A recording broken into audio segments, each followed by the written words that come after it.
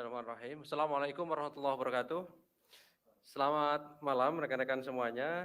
Sebagaimana informasi yang kami sampaikan bahwa kemarin KPK melakukan kegiatan tangkap tangan atas dugaan tindak pidana korupsi adanya pemberian dan penerimaan sejumlah uang oleh penyelenggara negara di Kabupaten Kolaka Timur, Sulawesi Tenggara. Malam hari ini kami akan sampaikan perkembangan dari kegiatan tangkap tangan dimaksud, tentu setelah kami melakukan pemeriksaan dan permintaan keterangan terhadap pihak-pihak yang diamankan dan kemudian gelar perkara serta kesimpulan. Hadir malam hari ini pimpinan Pak Nurul Gufron dan juga Deputi Penindakan Pak Karyoto. Nanti akan dibacakan poin-poin pengumuman dan penahanan para tersangka dari kegiatan tangkap tangan dimaksud. Setelah itu kami tunjukkan barang bukti dan kemudian kami persilahkan teman-teman bertanya lebih lanjut terkait dengan perkara ini. Kami silahkan, kami fokuskan dulu ke perkara ini. Setelahnya jika ada pertanyaan lain juga kami buka terkait dengan pertanyaan-pertanyaan di luar perkara ini. Ya. Baik, kami silahkan Pak Nurul Gufron untuk membacakan beberapa poin terkait dengan pengumuman dan penahanan para tersangka dalam kegiatan tangkap tangan yang dilakukan oleh KPK. Kami silakan, Pak.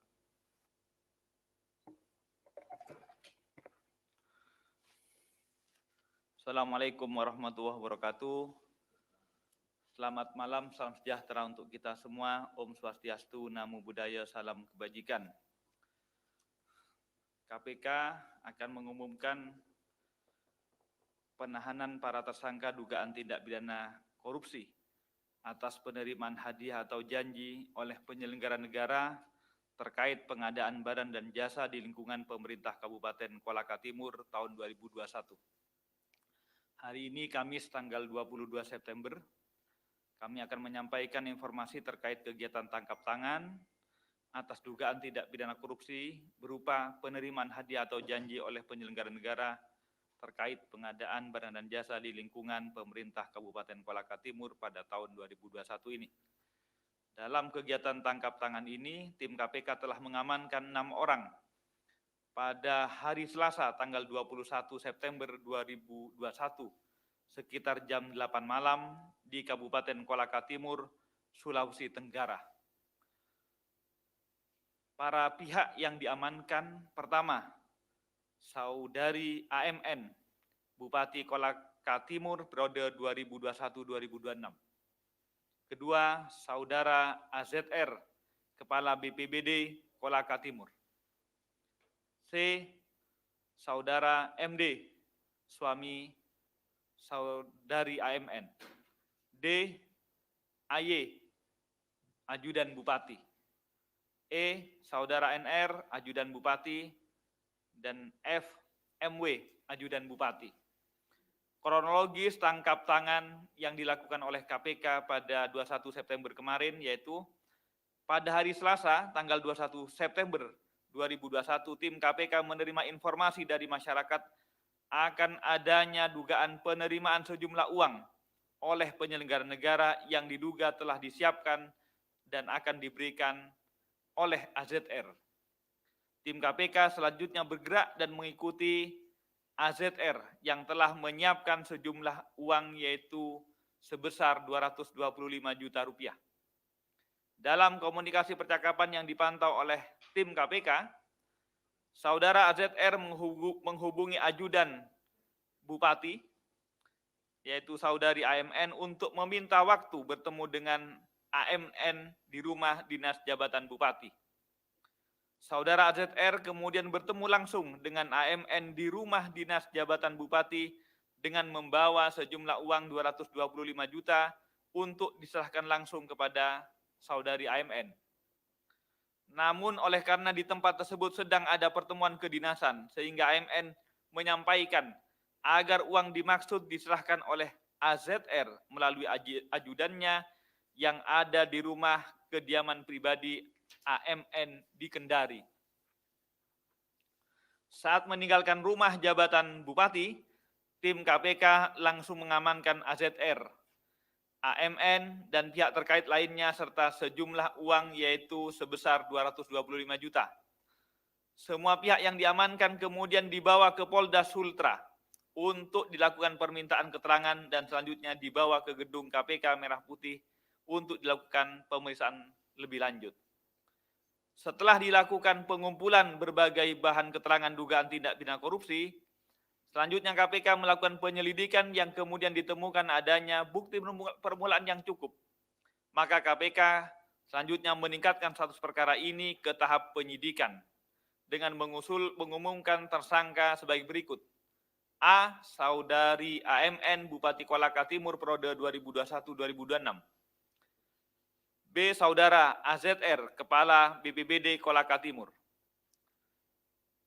Konstruksi perkara ini yang diduga telah terjadi yaitu pada Maret sampai Agustus 2021, AMN dan AZR menyusun proposal dana hibah Badan Nasional Penanggulangan Bencana BNPB berupa dana rehabilitasi dan rekonstruksi atau sering disebut dana RR serta dana siap pakai atau DSP.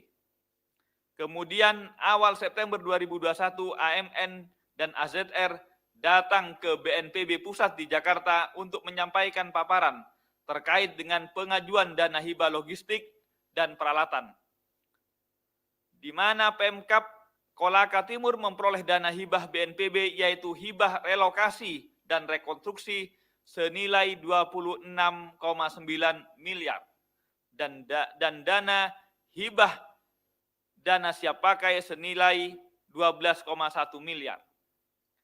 Tindak lanjut atas pemaparan tersebut, AZR kemudian meminta AMN agar beberapa proyek pekerjaan fisik atas sumber dana kedua tersebut yang bersumber dana dari hibah BNPB nantinya dilaksanakan oleh orang-orang kepercayaan AZR dan pihak-pihak lain yang membantu mengurus agar dana hibah tersebut cair kepada Pemkab Kolaka Timur. Khusus untuk paket belanja konsultasi perencanaan pekerjaan jembatan 2 unit di Kecamatan USI senilai 714 juta dan belanja jasa konsultasi perencanaan pembangunan 100 unit rumah di Kecamatan Uluwoi senilai 175 juta akan dikerjakan oleh AZR. AMN menyetujui permintaan AZR tersebut dan sepakat akan memberikan fee kepada AMN sebesar 30% dari dana konsultan. Selanjutnya AMN memerintahkan AZR untuk berkoordinasi langsung dengan Dewa Made Ratmawan, Kabak ULP, agar memproses pekerjaan perencanaan lelang konsultan dan menguploadnya ke LPSE sehingga perusahaan milik AZR dan atau grup AZR dimenangkan serta ditunjuk menjadi konsultan perencana pekerjaan 2 proyek dimaksud.